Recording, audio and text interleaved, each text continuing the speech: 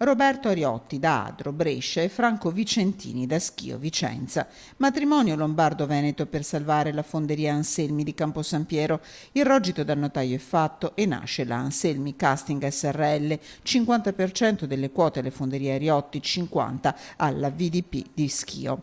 Aziende familiari, solide, nessun debito, ci tengono a precisare i due amministratori che su questa operazione ci mettono la faccia e sono pronti a scommettere. Interessante di questa fusione per l'appunto è anche il fatto di mettere insieme due concorrenti in una nuova esperienza imprenditoriale.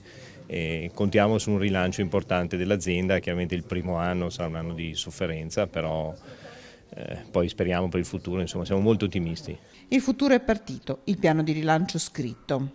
Un termine che noi riteniamo congruo per portare l'azienda in pareggio nell'ordine di 2 o 3 anni ed è anche già forse ottimistico, ma fa leva sulla forte, faccia dire, presenza che abbiamo sul mercato sia noi che l'altro partner.